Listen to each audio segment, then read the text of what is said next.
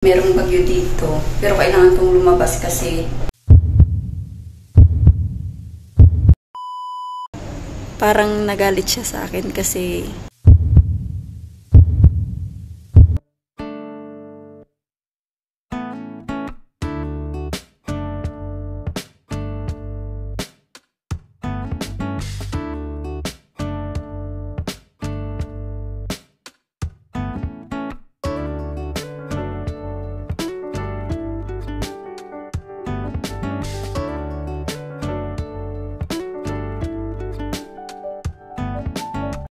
Hi guys, so today is Thursday and kailangan kong lumabas kasi wala na pala kaming mantika. So, nagmamadali ako. So, nakalabas na ako and my God, hindi ko alam kung open yung market ngayon. Wala kasing mantika sa bahay. Hindi ako nakabili kahapon.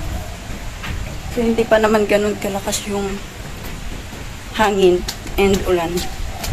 Pero, wala nang katao-tao. Kakainis. Ngayon pa talaga nawalan ng mantika. So, itry lang natin. So, ayan yung panahon dito. Meron pa namang nagmamarket. Ayan. Dilim na. So, ayan guys. Maliliit pa yung ulan. And, hindi ko alam mamaya. Kasi sobrang dilim na. Oh my God. Ang kakainis ngayon pa na wala ng mantika.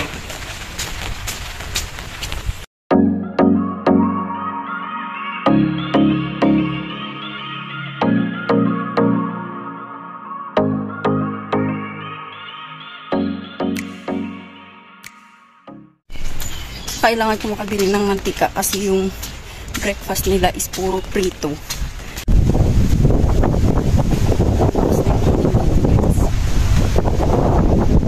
And walang biyahe yung mga sasakyan dito, yung pampasahero kasi hindi sila pwedeng magbiyahe. Mga private cars lang. Pero mamaya pag umabot ng 10, yung signal dito is hindi na pwedeng lumabas lahat. So, sana open yung market dito.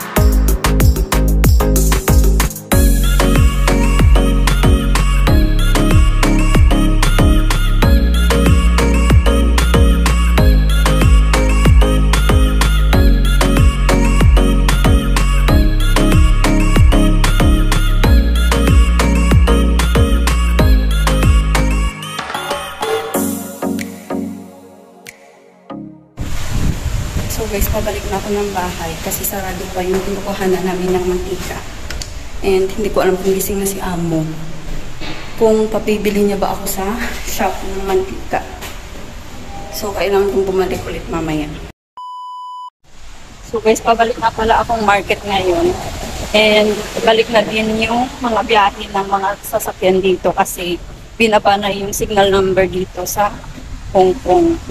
So, pumasok din nga pala yung mga amo ko. Si alaga lang yung wala kasi late na din kung papasok pa siya. So, ayan. Back to normal kasi may bagyo. Pero signal number 3 pa din kami dito. So, guys, tapos na akong mag-market and pauwi na ako sa bahay. Hindi pa kami nakapag-lunch ni alaga. Ay, naku po. Bibili na lang pala ako ng pagkain namin.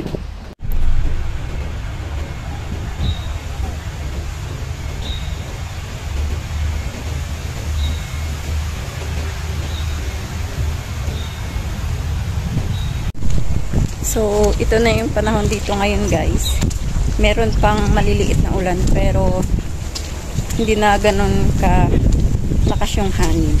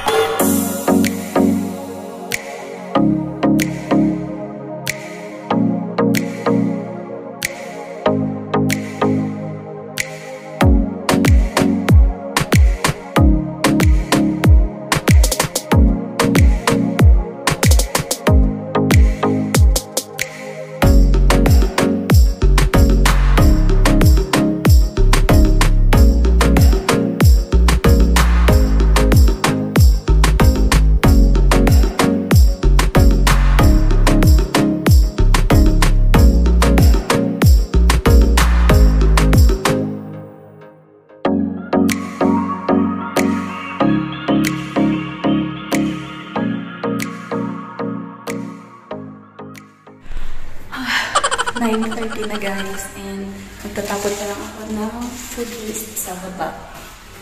So, ayan, kapag mayroong bagyo dito, naglalagay sila ng ganyan.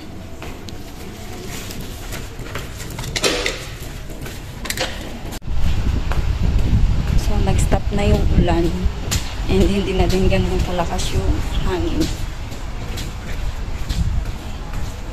May mga paalis pa.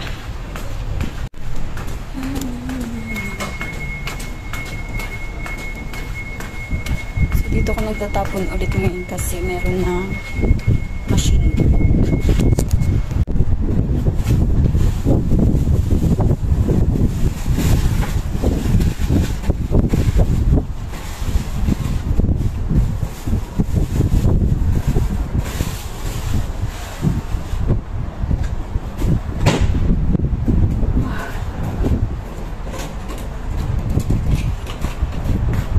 Ayan, magko-close din siya guys.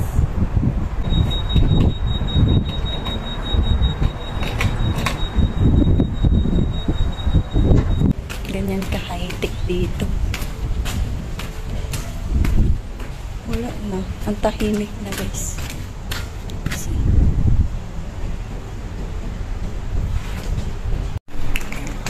Pasok na tayo kasi wala nang katao-tao. Ayan. Share ko din nga pala yung nangyari kanina. Kasi nung lumabas ako, signal number 8 pa yun. And hindi pa yun binaba. Tapos, di ba lumabas ako kanina, yung unang beses na lumabas ako. Then, bumalik ako sa taas. Kasi nga, hinintay ko yung reply ng amo kong babae kung bibili akong mantika. And, hindi pala pwedeng lumabas ng nakasignal number 8 pa. So, parang nagalit siya sa akin kasi sinabihan niya ko na, ha? It's signal number 8 daw, sabi niya.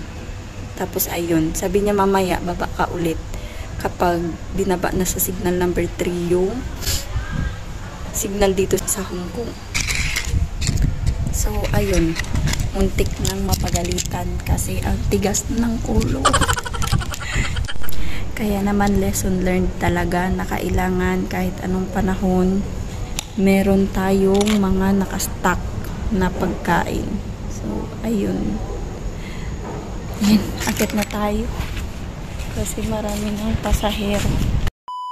So, guys, nandito na ako sa room ko. And, tapos na akong maligo.